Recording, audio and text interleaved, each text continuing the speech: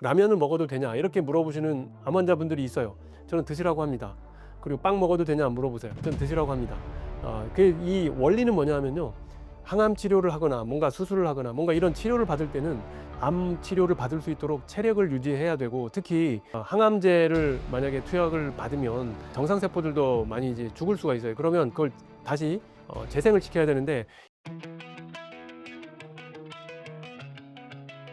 근데 이제 사실은 이제 알 권리 차원에서 요즘에는 스마트폰을 이용해서 이제 그 병원의 앱으로 본인의 피검사 결과라든지 이런 것들을 이제 쉽게 볼 수가 있거든요. 이게 몇 년 전부터 그렇게 됐는데요. 물론 좋습니다. 이제 알 권리 차원에서 하는 거는 좋긴 한데 굉장히 좀 뭐랄까요? 신경을 쓰지 않아도 되는 아무런 의미도 없는 피검사 결과를 물어보시는 분들이 꽤 많아요. 예를 들어서 이제 빨갛게 되거든요. 비정상 수치면 빨갛게 돼요. 근데 우리는 임상적으로는 전혀 그런 거 신경 안 쓰는데, 이거 이렇게 높게 나오는데 이거 어떻게 해요? 막 이런 식으로 물어보는데, 솔직히 그런 걸 일일이 다 말씀해 드리기가 쉽지는 않아요. 예. 근데 그런 거를 체계적으로 이 수치는 뭐고 이 수치는 뭐 이런 식으로 이제 그런 거를 뭔가 책자로 만들어서 이걸 배포를 해야 되나 이제 그런 생각이 들기도 하는데, 또 그렇게 하면은 이제 그거에 대해서 또 이제 의문을 갖는 분이 생길 수도 있을 것 같고, 사실은 저는요, 그래서 그렇습니다. 저는 개인적으로 그냥 아프면 여러분이 신뢰하는 기관과 의사를 정해서 그분한테 그냥 맡기는 게 낫지. 그리고 여러분은 여러분의 할 수 있는 거를 하시는 게 좋아요. 뭐 취미 활동 하시고 직장도 다니시고 친구 만나시고 이렇게 좀 뭔가 이제 병원의 어떤 그런 이 치료와는 좀 이렇게 동떨어져서 여러분만의 생활을 하시는 게 낫지, 그거에 너무 신경 쓰시고 수치 하나하나에 신경을 쓰시게 되면 사실은 저는 치료 결과 면에서도 그게 크게 도움이 될까라는 생각이 들기는 합니다. 뭐 예를 들어서 이제 저는 크게 보는 게 이제 CBC라고 해서 혈구 수치를 보는 게 있어요. 백혈구, 적혈구, 혈소판. 두 번째는 화학 검사. 이거는 이제 뭐 콩팥 기능, 간 기능, 그다음에 뭐 어떤 전해질, 뭐 칼슘, 뭐 이런 것들을 보는 게 있고요. 그다음에 암 수치 이런 게 보는 게 있고요. 뭐 크게는 이런 거고, 뭐 이거 말고 또 좀 더 특수 검사 이런 거 있을 수가 있는데, 사실 이제 이런 것들을 보면서 이상이 없다라고 그냥 넘어가는 환자분들이 대부분이에요. 환자분 오면 검사 확인하고 그다음에 이제 항암제, 이번에 다음 항암제 이제 2차 항암제 합시다, 3차 합시다, 이렇게 이제 설명하고 이제 처방 내고 그렇게 하는데, 거기에 이제 빨간색 하나가 떴다고 이제 이게 물어보시니까 사실은 저는 그거를 전혀 이상하다고 생각하지 않는, 그냥 뭐 그럴 수 있는 수치인데, 이제 그런 거를 일일이 다 이게 뭡니까라고 물어보시게 되면 이게 참 이렇게 하는 게 뭐 맞는 건가라는 생각이 들고요. 시간도 물론 많이 걸리고요. 물론 물어보시면 저는 뭐 간단하게라도 말씀은 해드립니다만, 뭐 굳이 그러실 필요까지는 없겠다라는 생각을 해요. 그리고 또 그런 것도 있어요. 암 표지자 수치가 있는데요. 이게 이제 암 표지자 수치가 좀 떨어지면 물론 좋겠지만 약간씩 올라가는 그런 환자분이 있어요. 그럼 굉장히 불안하죠, 솔직히. 암이 이게 커지는 건가? 근데 이제 사실은 종양내과 의사들은요, 암 표지자 수치가 올라가더라도 암 크기가 그 상태로 그냥 안정으로 유지가 되거나 조금 작아지거나 할 수도 있기 때문에 그 영상 검사를 우리가 최종적으로 보고 판단을 하는 것이지, 암 수치는 요거는 이제 하는 부가적인 판단 수단이다라고 이제 말씀을 드리거든요. 그래서 괜히 알면 그게 불안한 거예요. 이게 불안해요. 그렇다고 뭐 올라가는데 그거를 무시하고 막 무조건 이제 치료하고 그렇진 않아요. 대부분의 의사들은 이제 그런 걸 종합적으로 판단해서 결정을 하게 된다. 그렇기 때문에 너무 이제 그런 거를 신경을 쓰시는 거는 저는 추천하지 않습니다. 뭐 이것도 환자분들의 어떤 성격이라든 이런 거에 따라 달려 있고요. 뭐 어떤 분들은 이런 말씀을 하시기도 해요. 대충 하는 환자가 치료가 잘 된다. 그러니까 대충 해라 이런 말씀을 드려요. 그러니까 이제 그 말씀은 무슨 말이냐면 너무 작은 거에 예민하게 하고, 그 다음에 너무 뭔가 암에 대해서만 모든 신경을 집중해서 다른 일을 하나도 못 하는 거예요. 그냥 항상 24시간 암에 대해 생각하고, 뭐 인터넷 맨날 암에 대해서 찾아보고, 이렇게 하는 것보다 뭐 무슨 음식이 좋냐 이런 거 맨날 찾아보고, 그렇게 하는 것보다는 그냥 일상생활 하시고 치료할 때 되면 와서 치료하시고 그냥 대충 하셔라. 이게 사실은 저는 오히려 더 정신 건강에도 좋고 이제 실질적으로 치료를 받으시는데 이어나가시는데 더 도움이 되겠다. 저는 그런 말씀을 드리고 싶어요. 그러니까 피검사 수치가 괜찮아져야 항암 치료도 할 수 있는 거고, 그러니까 환자분의 어떤 이 신체 장기 상태를 사실은 다 점검을 해요. 뭐 콩팥, 간 기능, 골수 기능, 뭐 그다음에 뭐 폐 기능, 심장 이런 것들을 다 종합적으로 판단하는데, 그게 이제 피검사 수치로 나오기도 하고 어떤 특수 검사를 통하기도 하는데, 이제 그런 것들이 검토가 된 다음에 이제 항암제 처방을 하는 거고, 대신에 이제 사실은 환자분의 어떤 뭐랄까요, 뭐 이 전인적인 어떤 상태라고 해야 되나요? 이제 사실 그런 거는 짧은 시간에 파악하기는 쉽지는 않고요. 이제 그 환자분하고 뭔가 더 일면식이 더 있고 조금 더 가까운 경우도 있을 수 있어요. 그분에 대해서 뭔가 조금 더 알고 있는 경우도 있고, 뭐 그런 경우는 있을 수는 있는데, 뭐 완벽하게 그분에 대해서 뭔가 그렇게 전인적으로 파악해서 하지는 않되 어쨌든 이제 이 의학적으로 신체적으로는 그 사람의 그런 것들을 다 피검사 뭐 이런 것 다 파악해서 하는 거다라는 말씀을 드리고, 그 보조 치료라고 말씀드린 이런 것들은 사실은 그런 수치를 뭐 위해서 하는 건 아니에요. 그거는 그 잘못 이해를 하시는 거고, 뭔가 그런 걸로 해서 수치가 좋아지거나 하는 게 있으면 사실은 그거는 저희가 먼저 쓰죠. 예, 그렇지는 않고요.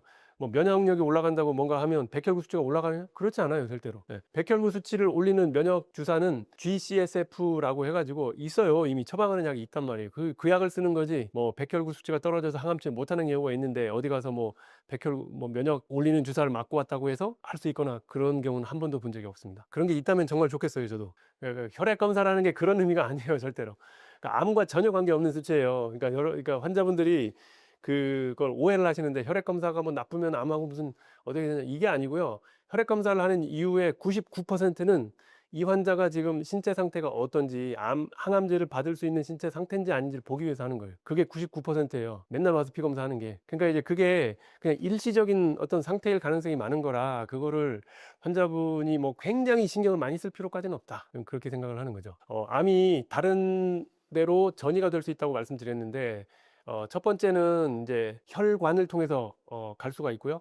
혈관을 통해서 이 암세포에 굉장히 혈관이 많이 이 생성이 되는데요. 모세혈관이죠. 처음에는 이제 암세포가 모세혈관을 타고 큰 혈관으로 들어가서 우리 몸의 전신에 있는 혈관을 타고 이제 어디든지 갈 수가 있어요. 그래서 뭐 간, 뼈, 폐, 뭐 부신이라든지 뭐 이런 데, 또는 뇌 이런 데 이제 전이가 될 수 있다라는 것이고, 두 번째는 림프관, 혈관보다는 조금 이제 더 근접한 위치로 옮겨갈 수가 있는 건데요. 뭐 림프절 같은데, 이 림프관에 연결된 게 이제 림프절이 중간 어떤 정거장 같은 데죠. 그래서 그쪽으로 암세포가 가서 이제 전이가 되는 경우가 있어요. 근데 여기 전이가 되기 시작하면 또 멀리도 갈 수 있다라는 거 우리가 생각을 할 수가 있겠죠. 암이 유전자 변이가 있는 경우도 있고 없는 경우도 있어요. 그래서 아까 제가 말씀드렸지만 이제 우연이라는 게 하나의 카테고리가 있다. 예, 우연이라는 게 이제 만약에 어떤 유전자 변이가 딱 만약에 확실하게 포착이 됐다면 사실 그건 이제 유전자 변이 카테고리에 들어가는 거예요. 근데 우리가 설명할 수 없어요. 너무나도 생활을 잘 하시는 분이 나이도 뭐 그렇게 아주 고령도 아닌데 뭐 50대, 뭐 운동도 열심히 하시고 식습관도 굉장히 좋고 뭐 다른 데 지병도 없었는데 갑자기 암이 발생해요. 그럼 왜 암이 생겼냐라고 이거는 원인을 뭐라고 설명을 할 거예요. 그러니까 우연히 생기는 거하고 같아요. 그래서 그게 뭐 모든 환자는 그렇지 않고 설명할 수 있는 뭔가 있을 수도 있지만 우연인 경우도 굉장히 많다. 그래서 우리 책에도 말씀드렸지만 암은 교통사고와 같이 찾아온다. 그러니까 누군가 암 환자분들이요, 암 진단을 받으면 처음에 드는 심정이 뭔지 아세요? 자책감. 내가 그때 술을 좀 덜 먹을 걸, 내가 담배 피지 말 걸, 내가 스트레스 좀 받지 말 걸, 내가 뭘 잘못해서 암에 걸렸지? 그런 것들이 일부 원인이 될 수는 있으나 사실은 그런 분들이 다 암이 생기는 건 아니에요. 그래서 그렇게 자책할 필요가 없다라고 말씀을 이제 드리기 위해서 저희는 이제 설명을, 이제 암은 교통사고와 같이 찾아오기 때문에 너무 그거에 뭐 자책감 가지실 필요 없이 그 다음에 이제 대책을 잘 하시면 됩니다, 이렇게 말씀을 드리죠. 그것도 굉장히 좋은 질문이신데요. 암에 발생할 수 있는 이 환경적인 요인은 굉장히 많아요. 너무나 많은데 이제 그런 거를 굉장히 뭐 딱 컨트롤 해가지고 연구를 하기가 쉽지는 않다.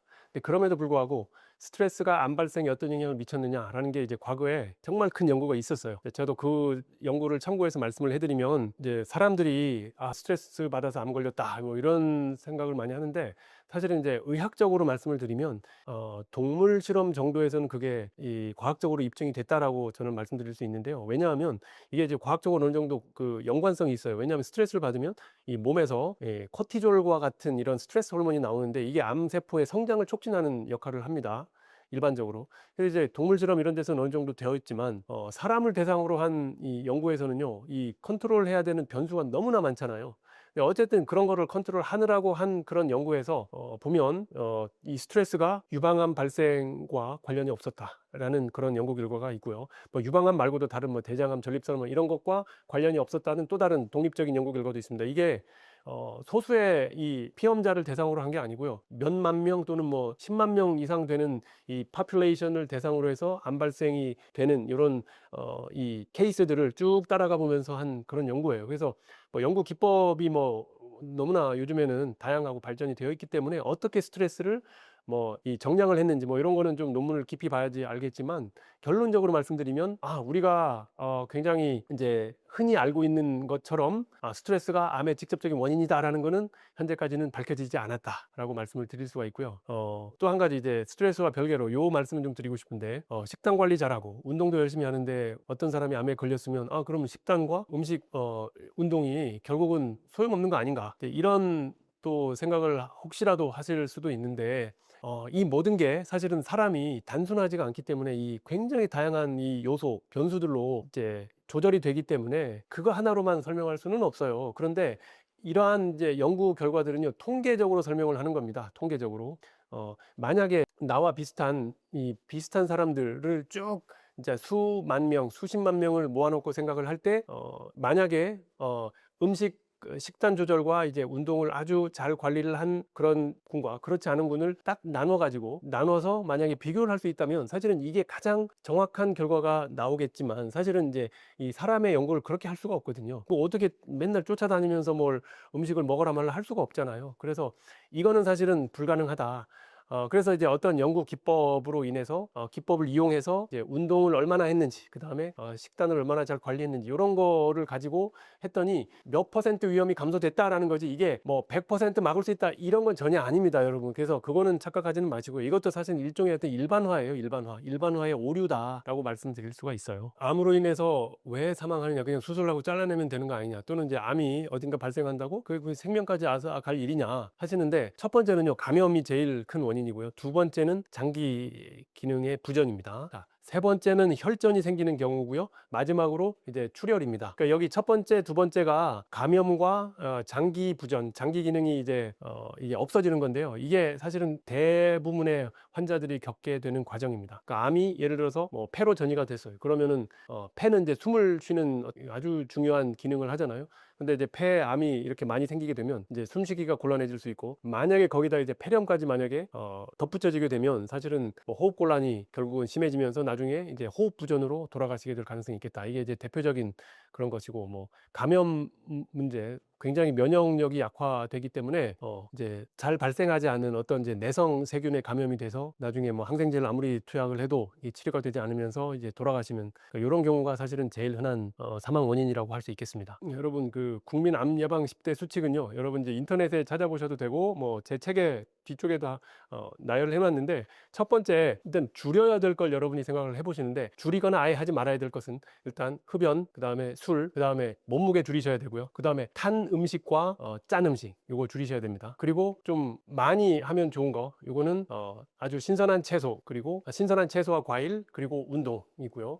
그 다음에 이제 우리 주변에 있는 어떤 환경 조절을 통해서 암을 예방할 수 있는 방법은요, 비형 간염 백신을 맞는 게 중요하고요. 이게 비형 간염이 결국은 이 간암과 연결이 되기 때문에 그럴 수 있습니다. 그 다음에 HPV라고 해서 인간 유두종 바이러스에 대한 예방 백신을 맞는 게 좋다. 왜냐하면 이 HPV가 우리의 어떤 성기 주변의 암, 그리고 항문의 암, 이런 주변에 암을 많이 유발하기 때문에 그렇습니다. 그 다음에 성생활을 하는데 좀 조심하자. 일단 마지막으로 우리가 이제 여러분이 직장에서 일을 하시는데 혹시라도 어떤 발암 요인과 노출이 될 가능성이 있는 분들은 뭐 보호 장구를 확실히 한다. 뭐 건설 현장이라든지 뭐 어떤 여러분이 처해 있는 환경을 잘 생각하셔서 이제 그런 것들을 좀 조심하시는 게 가장 좋겠습니다. 그래서 이런 이제 10가지 수칙을 꼭 생각을 해보시고요. 근데 그것보다도 사실은 더 중요한 건 뭐냐? 단 하나의 가장 중요한 암에 무너지지 않는 방법은 사실은 이제 조기 암 발견, 조기 검진이다라는 말씀을 꼭 드리고 싶습니다. 암 환자의 식단은 암 치료 중에 어떤 음식을 드셔야 되냐, 이런 건데요. 제가 반복적으로 말씀을 드리는데, 암 치료를 받을 수 있도록 체력을 유지해야 되고, 특히 항암제를 만약에 투약을 받으면 정상세포들도 많이 이제 죽을 수가 있어요. 그러면 그걸 다시 재생을 시켜야 되는데, 이 재생에 가장 필요한, 가장 중요한 원료가 단백질이다. 그래서 단백질 섭취를 잘 하시는 것. 뭐 고기 드셔도 됩니다. 어떤 경우는 라면을 먹어도 되냐 이렇게 물어보시는 암 환자분들이 있어요. 저는 드시라고 합니다. 그리고 빵 먹어도 되냐 물어보세요. 저는 드시라고 합니다. 이 원리는 뭐냐면요, 항암 치료를 하거나 뭔가 수술을 하거나 뭔가 이런 치료를 받을 때는 잘 먹어야 견딜 수가 있기 때문에, 이게 몸에 안 좋다고 안 먹는 것보다는 그래도 드시는 게 낫다라는 취지로 말씀을 드리는 거고요. 대신에 암 치료를 다 마쳤거나 또는 평상시에 암을 예방하고 싶으신 분들은 식단을 이렇게 하시면 됩니다. 우리나라의 전통 식단을 한번 생각을 해보세요. 전통 식단이 굉장히 저는 암에 좋은 식단이라고 생각합니다. 생각을 하고요. 사실은 이제 우리나라의 전통 식단은 과학적으로 많이 연구가 되어 있지는 않은데 지중해식 식단이라고 혹시 들어보신 적 있으세요? 그래서 지중해 지역에서 사는 이제 주민들이 먹는 식단인데요. 굉장히 건강식입니다. 뭐 붉은 고기를 적게 먹고 대신에 뭐 가금류라든지 생선 이런 걸 이제 주로 먹고 뭐 치즈, 뭐 유제품 이런 것도 많이 드시고요. 그 다음에 뭐 막 기름진 음식을 먹는다기보다는 올리브유라든지 뭐 또는 견과류 이런 식으로 이제 지방 섭취를 하게 되고요. 그 다음에 뭐 채소, 뭐 과일 이런 식으로 이제 식사를 하는 패턴을 우리가 지중해식이라고 하는데 어떻게 보면 우리나라의 전통 식단이 정확히 같지는 않지만 그거와 일맥상통한다고 생각하거든요. 그래서 여러분들이 이런 걸 잘 생각하시면서 식사를 하시면 됩니다. 아마 대부분은 뭐가 건강에 좋다라는 거를 다 알고 계실 거예요. 그걸 실천을 못 하실 뿐이죠. 첫 번째 환자의 어떤 개인 이 사람적인 측면에서 생각을 하면 저는 이제 그분들은 의지가 일단은 제일 중요한 요소라고 생각을 합니다. 굉장히 의지가 강해요. 암을 내가 꼭 어떻게 해서든 이겨내 보겠다라고 이제 이 마음가짐을 하는 거죠. 근데 그런 분들이라야 결국은 우리가 힘든 치료를 하는데 잘 따라오세요. 그리고 병원을 안 빠지고 오시는 날 잘 오시고 이렇게 합니다. 그게 가장 중요한 요소라고 저는 생각을 하고요. 물론 그렇게 한다고 모든 분들이 다 암을 극복하진 않습니다만 극복하는 분들은 다 그런 분들이다 라는 말씀을 드리고, 두 번째 어떤 암 세포적인 측면에서 말씀을 또 드려야 될 텐데요. 어떤 암은 굉장히 공격성도 강하고 이 항암제 잘 안 듣는 암이 있고요. 어떤 경우는 암 자체가 항암제 잘 듣는 암이 있을 수도 있고 이제 그냥 보통의 어떤 암세포인데 그 환자분한테 암세포가 굉장히 또 이 항암제에 잘 반응하는 경우가 있어요. 그래서 요 두 가지 환자분의 어떤 캐릭터와 이 암의 이 성격이 같이 만나야 돼서 결국은 암을 극복하게 된다라고 말씀을 드릴 수 있을 것 같습니다. 네, 그런 경우가 굉장히 많고요. 이거는 사실은 우리가 눈에는 보이지 않지만 암세포의 어떤 성격이 다르기 때문이다라고 한마디로 말씀드릴 수 있는데, 이 성격이라고 하면 어떤 유전적인 특성도 있을 수 있고요. 암을 둘러싸고 있는 미세 환경이 다를 수 있다. 이게 어떤 암세포의 특성이고, 두 번째는 환자분의 어떤 체력적인 상황, 그 다음에 어떤 장기 기능, 뭐 심장이 안 좋다 또는 폐가 안 좋다, 뭐가 안 좋다 그러면 사실은 치료를 굉장히 그 정상적인 어떤 용량으로 하기가 어려운 경우도 있습니다. 그래서 그런 경우에는 치료 효과가 좀 떨어질 수도 있다라고 말씀드릴 수가 있겠습니다.